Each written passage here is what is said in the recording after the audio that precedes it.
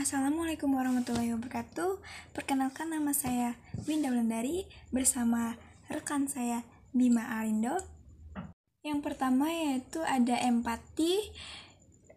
Istilah empati dari kata Empathigung yang digunakan oleh seseorang psikolog Jerman. Secara harfiah berarti merasa terlibat. Pengenalan awal empati dalam bahasa Inggris dari kata Yunani empathian, ikut merasakan. Istilah yang pada awalnya digunakan para teoretikus estetika untuk kemampuan memahami pengalaman subjektif orang lain. Adapun faktor empati, yang faktor baik psikologis maupun sosiologis yang mempengaruhi proses empati menurut Goleman pada tahun 2002 halaman 102. Yang pertama ada sosialisasi.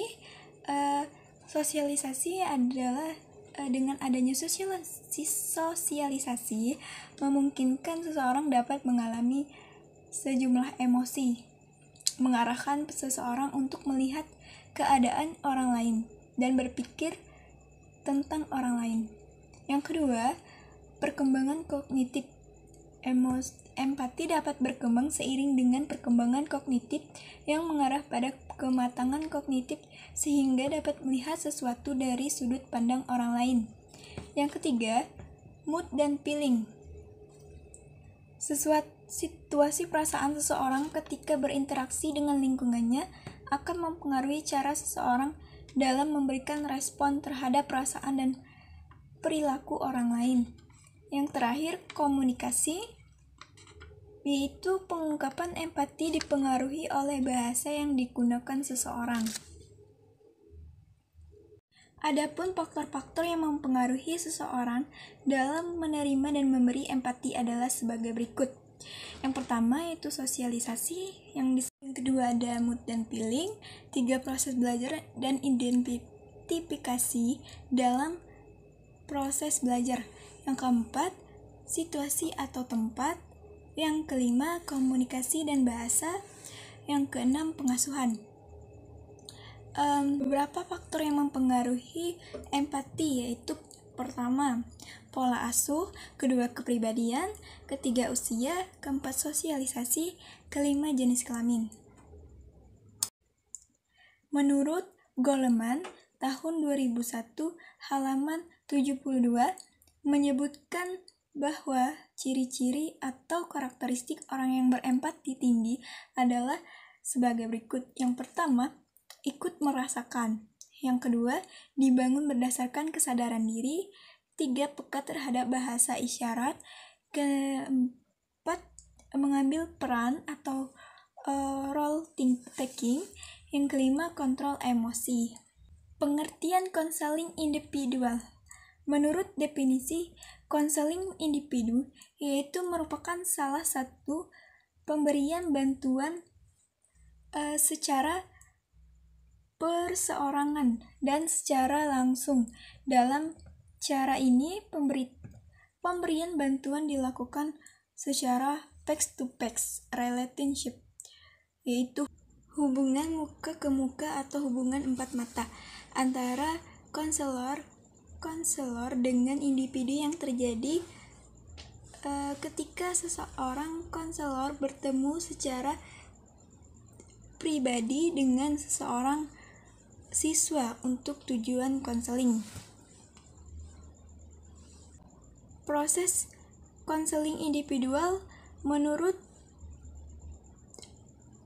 Bremer 1979, proses konseling adalah proses yang telah berlangsung dan telah memberi makna bagi peserta konseling tersebut. Pertama, tahap pengantaran, 2, tahap penjagaan, 3, tahap penafsiran, 4, tahap pembinaan, dan yang terakhir tahap penilaian. Dalam keseluruhan proses layanan konseling perorangan, konselor harus menyadari posisi dan peran yang sedang dilakukannya. Yang pertama, pengantaran. Proses pengantaran mengantarkan klien memasuki kegiatan konseling dengan segenap pengertian, tujuan, dan prinsip dasar yang menyertainya. Yang kedua, penjagaan. Proses penjagaan dapat diibaratkan sebagai membuka dan memasuki ruang sumpek atau hutan belantara yang berisi hal-hal yang bersangkut paut dengan permasalahan dan perkembangan klien. Yang ketiga, penafsiran apa yang terungkap melalui penjagaan merupakan berbagai hal yang perlu diartikan atau dimaknai keterkaitannya dengan masalah klien. Kemudian pembinaan atau intervensi. Proses pembinaan ini secara langsung mengacu kepada pengentasan masalah dengan mengembangkan diri klien. Dalam tahap ini, disepakati strategi dan intervensi yang dapat memudahkan terjadinya perubahan. Kemudian yang terakhir, penilaian upaya pembinaan melalui konseling diharapkan menghasilkan terentasnya masalah klien. Ada 3 jenis penilaian yang perlu dilakukan dalam konseling perorangan, yaitu penilaian segera, penilaian jangka pendek, dan penilaian jangka panjang. Menurut Pradipno, 2004, halaman 81, keefektifan layanan konseling individual mengikuti tahapan berikut. Yang pertama, klien menyadari bahwa dirinya bermasalah. Kemudian klien menyadari bahwa dirinya memerlukan bantuan orang lain untuk mengentaskan masalah yang dialaminya. Kemudian klien mencari sumber, dalam hal ini konselor, yang dapat memberikan bantuan. Kemudian klien terlibat secara aktif dalam proses bantuan, dalam hal ini proses KP. Terakhir, klien menerapkan hasil upaya bantuan. Lingkungan belajar kondusif. Pengertian lingkungan belajar kondusif dalam arti yang luas. Lingkungan mencakup iklim dan geografis, tempat tinggal, adat istiadat, pengetahuan, pendidikan, dan alam. Dengan kata lain, lingkungan ialah segala sesuatu yang tampak dan terdapat dalam alam kehidupan yang senantiasa berkembang. Baiklah, di sini saya akan melanjutkan apa yang telah disampaikan oleh rekan saya. Menurut Taguiri, iklim sebagai karakteristik keseluruhan dari lingkungan yang berada di lingkungan sekolah yang terbagi atas 4 dimensi, yakni ekologi, fisik. Ini menunjukkan kepada aspek fisik dan material sebagai faktor sekolah yang meliputi yang pertama kebersihan sekolah, yang kedua keamanan, yang ketiga penggunaan sumber daya, yang keempat kenyamanan, yang kelima keindahan sekolah. Aspek sosial dari aspek ini perlu dibudayakan, saling menghormati, rasa tanggung jawab, kerjasama, kebanggaan, kesetiaan, dan kegembiraan, serta keadilan. Sistem sosial ini menunjukkan pada aspek struktur administrasi, bagaimana cara membuat keputusan, pola komunikasi di kalangan anggota organisasi termasuk organisasi sekolah. Budaya sekolah adalah sekumpulan nilai yang melandasi perilaku, tradisi, kebiasaan keseharian, dan simbol-simbol yang dipraktikkan oleh kepala sekolah, guru, petugas administrasi, dan masyarakat sekitar sekolah. Adapun 4 dasar menata kelas dalam belajar, yaitu yang pertama, kurangi kepadatan di tempat belajar. 2, materi pelajaran dan perlengkapan siswa harus mudah diakses. Yang ketiga, pastikan bahwa guru dapat melihat semua siswa. Yang keempat, pastikan semua siswa dapat melihat prestasi kelas. Adapun gaya penataan tempat duduk dalam ruang kelas, yaitu 1. Penataan kelas gaya auditorium. Penataan kelas tradisional Semua siswa duduk menghadap ke guru. Penataan ini membatasi kontak siswa tatap muka dan guru bebas bergerak kemana saja. Gaya tatap muka face to face. Penataan kelas saling berhadapan. Model penataan seperti ini lebih besar daripada gaya auditorium. Gaya offset. Penataan meja belajar, biasanya siswa 3-4 siswa duduk di bangku tetapi tidak berhadapan langsung satu sama lain. 4. Gaya seminar. Sistem penataan meja belajar dengan bentuk lingkaran dan bentuk U.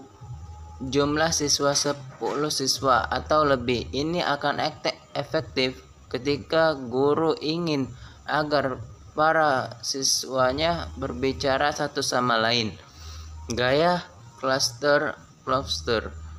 Susunan tempat duduk dengan lingkaran dengan jumlah 4 sampai dengan 8 siswa. Gaya ini cocok untuk diskusi kelompok dan kerja membuat satu hasil karya. Berikut ini beberapa hal yang harus diperhatikan dalam mendesain ruang kelas, yaitu perabotan. Perabotan seperti meja, kursi, rak buku, peralatan, dan lain-lainnya. Penerangan ruang kelas yang kurang terang akan dapat menyebabkan kelelahan pada siswa dan menyebabkan juga sakit kepala, sehingga mengurangi semangat siswa dan guru dalam melakukan kegiatan pembelajaran di sekolah. Penerangan yang cukup baik dapat diperoleh jika tersedia jendela dan ventilasi yang cukup. Berikut faktor-faktor mengaruhi proses pembelajaran. Faktor intern. A. Faktor jasmani. 2. Faktor ekstrem. A. Faktor keluarga. B. Faktor sekolah. C. Faktor masyarakat. Menurut Dimyati dan Mudiono, dalam motivasi terkandung adanya keinginan yang mengaktifkan, menggerakkan, dan mengarahkan sikap dan perilaku individu belajar. Siswa belajar aktif. Pengertian siswa belajar aktif erat dengan motivasi belajar karena adanya hubungan timbal baik di antara dua hal tersebut. Untuk belajar aktif diperlukan motivasi belajar yang cukup kuat. Sebaliknya, belajar aktif akan menyebabkan kegiatan belajar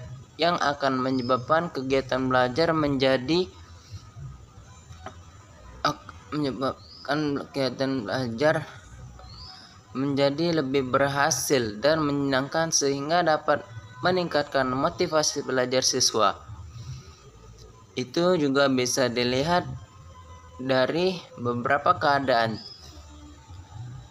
Yang pertama, tidak tertekan. Kedua, tidak berpendapat, bebas untuk berpendapat. Yang ketiga, tidak ngantuk. Keempat, bebas mencari objek. 5. Tidak jenuh. 6. Berani berpendapat. 7. Belajar sambil bermain. 8. Banyaknya ide. 9. Santai tapi serius. 10. Dapat berkomunikasi dengan orang lain. 11. Tidak merasa canggung. 12. Belajar dalam bebas. 13. Tidak takut. Adapun ciri-ciri siswa yang aktif antara lain, siswa akan terbiasa belajar secara teratur walaupun tidak ada ulangan. Siswa memanfaatkan sumber belajar yang ada. Siswa belajar melakukan sendiri kegiatan belajar di dalam laboratorium seperti bengkel dan lain-lain. Siswa mengerti bahwa guru bukan satu-satunya sumber belajar, melainkan